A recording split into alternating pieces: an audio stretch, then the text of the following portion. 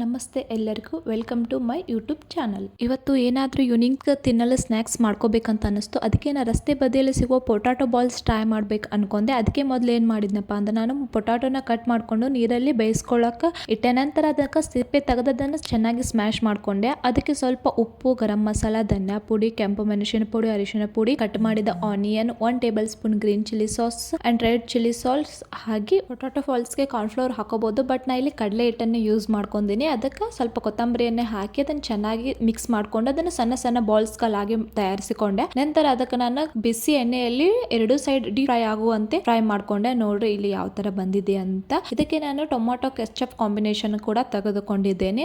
ಅದರ ಜೊತೆ ನನಗೆ ಹಪ್ಪಳನು ತಿನ್ಬೇಕು ಅನ್ನಿಸ್ತು. ಅದಕ್ಕೆ ನಾನು ಎಣ್ಣೆಯಲ್ಲಿ ಫ್ರೈ ಮಾಡ್ಕೊಳ್ಳೋದು ಬೇಡ, ಈಗ ಆಲ್ರೆಡಿ ಪೊಟ್ಯಾಟೊ ಬಾಲ್ಸ್ ಎಣ್ಣೆಯಲ್ಲಿ ಫ್ರೈ ಮಾಡ್ಕೊಂಡಿನಿ ಅಂತ ಇದನ್ನ ಮೀಡಿಯಂ ಫ್ಲೇಮ್ ಅಲ್ಲಿ ಗ್ಯಾಸ್ ಸ್ಟವ್ ಇಟ್ಟುಕೊಂಡು 2 ಕಡೆಯಲ್ಲಿ ಸುಟ್ಟುಕೊಂಡೆ. ನಂತರ ಹಪ್ಪಳ ಜೊತೆಗೆ ಚಾ ಕಾಂಬಿನೇಷನ್ ಈವ್ನಿಂಗ್ ಟೈಮ್ ಒಳಗೆ ಸೂಪರ್ ಆಗಿರುತ್ತೆ ಅನ್ಕೊಂಡು ಚಾ ಸಹಿತ ನಾ ರೆಡಿ ಮಾಡ್ಕೊಂಡೆ. ಈ ಕಾಂಬಿನೇಷನ್ ನಿಮ್ಗೆ ಏನಾದ್ರೂ ಇಷ್ಟ ಆಗಿದ್ದರೆ ಈ ವಿಡಿಯೋನ ಲೈಕ್ ಮಾಡಿ, ಶೇರ್ ಮಾಡಿ, ಹಾಗೆ ನನ್ನ ಯೂಟ್ಯೂಬ್ ಚಾನಲ್ಗೆ ಸಬ್ಸ್ಕ್ರೈಬ್ ಆಗಿ. ಧನ್ಯವಾದಗಳು.